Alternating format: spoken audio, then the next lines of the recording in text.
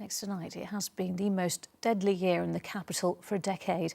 85 people have been killed, 53 have been stabbed, 15 of the dead were teenagers.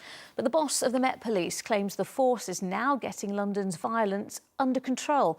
Cressida Dick says a new task force targeting gangs in areas known for crime is working and the streets are safer as a result. The Mayor of London, though, said the crime rate is calming but not cracked, with police fearing another spike next month. Here's our political correspondent, Simon Harris. The murder of Latwan Griffiths was another grim milestone in a deadly year for Londoners. He was the 85th person to die. Police think he was dumped from the back of a moped and left lying in a street in Camberwell. The 18-year-old was the most recent victim of a wave of stabbings and shootings, which at times have appeared out of control. From January to May, the number of murders in London was in double figures every month. March was the most violent, with 21 killings. But in June and July, that trend appears to have reversed. So far this month, there have been 3. And that has prompted this conclusion from the Mayor. I think we're seeing some stabilisation of the increase in serious violent crime in London in particular. Across the country, it's still going up. In London, we're seeing a stabilisation. Have you cracked it? No, I don't think we have. It can't be cracked in the space of days and weeks. It will take some time to say we've cracked it. The Mayor was speaking on a visit to a summer school in Tottenham, where pupils who might be vulnerable are introduced to older mentors before they start their first term in September. Youngsters here are all too familiar with the gang culture blamed for much of the violence. I think that people are actually carrying knives because they're bored and there's nothing else for them to do. So a lot of young people think I can just get out of it whenever I want. Like if I just think, oh, now it's not my thing anymore. But it's not actually that easy to get out of it. Gladesmore Community School doesn't look like it's on the front line, but some students live on estates where gang activity is rife and recruitment is a constant threat. Gangs will choose young children because police and others wouldn't suspect them of carrying things or hiding things that they shouldn't have. And so they're ideal prey for gangs. The Mayor's opponents have criticised his response to the knife crime epidemic. So when he and London's police commissioner both used the word stabilise today, there was some scepticism. They've obviously realised that Londoners feel really insecure. They feel that the Mayor has lost control of the streets and the police, under his guidance, don't quite know what to do. And so that's why they've come out with this statement. But the figures don't lie.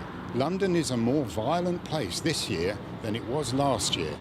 No one can be sure the worst is over. Even the Mayor admits he's concerned about August, which often sees a spike in serious violence. Simon Harris, ITV News.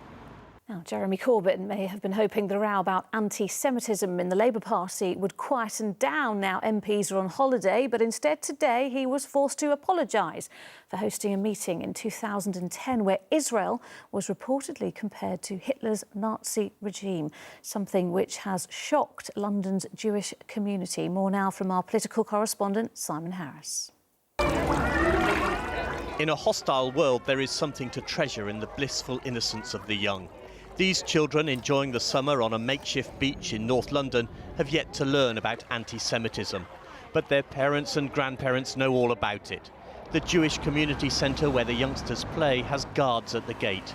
And the adults here have strong views on Jeremy Corbyn's Labour Party. I'm not saying Jeremy Corbyn's an anti-Semite, that's a strong accusation to make, but he does nothing, doesn't just do nothing, he encourages it, in my opinion, because he doesn't do anything. So by de facto not doing anything, he encourages it. You still hear anti-Semitic comments wherever you go. And you think in this day and age, people would be more open, but some people are still not. Being born just after the war, hearing about the Holocaust in my teenage years, I can't believe that we're hearing similar things over and over again. The anti-Semitism word is like scary. In 2010, Jeremy Corbyn was a backbench MP when he hosted a controversial meeting in Parliament. 8 years later, it has inflamed the anti-Semitism row which is dividing Labour. During the meeting, speakers are said to have likened Israel's treatment of the Palestinians to Hitler's mass murder of Jews during the Second World War. To add insult to injury as far as Jewish community leaders are concerned, the meeting took place on Holocaust Memorial Day. In a statement, Mr Corbyn said, in the past, in pursuit of justice for the Palestinian people and peace in Israel-Palestine, I have on occasion appeared on platforms with people whose views I completely reject. I apologise for the concerns and anxiety that this has caused. I personally would never have hosted such a horrific sounding and sinister event, but that's for Jeremy to explain. He's offered an apology. More importantly, Jeremy gave the General Secretary of the Labour Party, when she took the job, her first priority was to tackle this problem of anti-Semitism, and we're still not seeing sufficient action to address the level of concern from the Jewish community. Today, Mr Corbyn was a man of few words.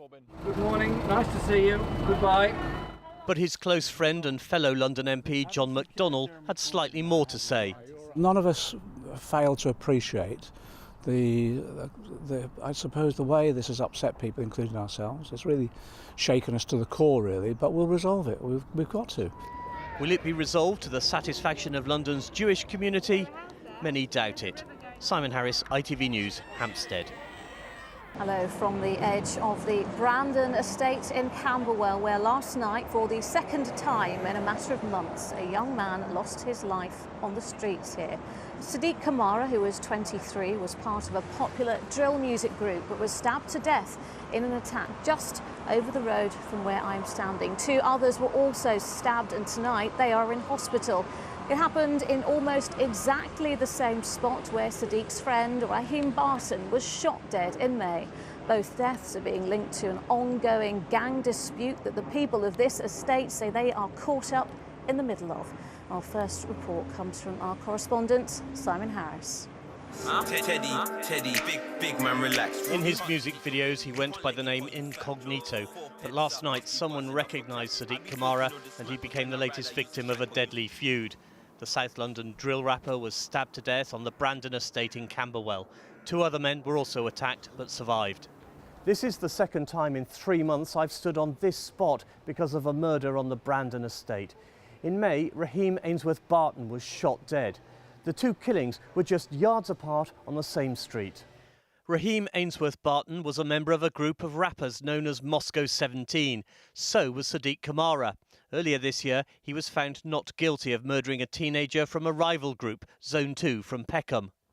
I ain't got the words to describe what's going on out here, do you get what I'm saying? Only the young ones know what's going on. They know what's really behind what's going on, why they're doing this madness on the streets. A madness which has left some on the estate very scared and others very angry. We keep on bawling. Stop! If you have your children and them doing violence, stop! Ask them to stop! We keep on crying out. We need help! The scene of yesterday evening's killing is overlooked by dozens of flats. It was still light, but if there were witnesses, not many are prepared to admit it. One resident told me, "I've seen nothing. I need to look after my health." But another said the attack was over in seconds. That was the quick stab, and they were off. What do you fear? A reprisal. Rita Ampong's children should be enjoying the freedom of the school holidays, but because of the violence, she won't let them out of her sight. I feel so scared for my kids now. It's getting too much for us. Even letting the kids come outside on their own, I don't feel comfortable. That's hard in the summer, isn't it? Yeah, because we need to be outside enjoying the summer, but with this, I can't let them come outside on their own. Pastor Julian Khan ran a youth group and counselling service for gang members until the local council cut his grant. He knew Sadiq Kamara. There are very decent human beings in this estate, and this small minority of young people are now the ones that are making the headlines for the wrong reasons, and that is what is pretty much wrong with Brandon Estates. 2 days ago, London's mayor told me the rising tide of violent crime in London had stabilised. Tell that to the family of Sadiq Kamara and the residents of the Brandon estate. Simon Harris, ITV News, Camberwell. Well, here in Camberwell, police are continuing to investigate a triple stabbing tonight that happened just over the road from where I am standing early yesterday evening. 23-year-old Sadiq Kamara, a drill rapper, also known as Incognito, was killed. 2 others are still in hospital. On the same road just a few months ago, one of Sadiq's friends was also murdered. Police believe his death may be part of an ongoing gang dispute. With me now is Simon Harris, whose report you saw at the start of the programme. Simon, you've been here all day. What is the concern, or just how concerned are people here? I think what struck me most today was how much fear there is. It's very easy walking around the Brandon estate on a warm, sunny day in the sunshine of the summer, thinking this is not scary at all. But people there are genuinely afraid. They fear for their children. They fear that their children will be drawn into the gang culture, which is behind the violence. They're worried that their children will be caught up in the crossfire. And they are simply frightened to talk about what happened for fear of reprisals. I think the most distressing thing I heard today was that Sadiq Kamara's mother last night, as he lay dying on the street, tried desperately to get to him, but the police wouldn't let her. And the people you've been speaking to, they just want something to be done. What do they want to be done? I've heard it time and again this summer. Every time we go to the scene of a killing, people say, where are the police? Well, today on the Brandon estate, we saw 3 police officers on mountain bikes cycling around as extra patrols, but you can't help thinking of the phrase bolted horse stable door. The mayor points to the mayor's new violent crime task force, which he says is achieving results. And only 2 days ago, he suggested to me that there were some encouraging signs. I think we're seeing some stabilisation of the increase in serious violent crime in London in particular. Across the country, it's still going up. In London, we're seeing a stabilisation. Have you cracked it? No, I don't think we have. It can't be cracked in the space of days and weeks. It will take some time to say we've cracked it. But the mayor also said he was worried what would happen in August. We didn't have to wait long.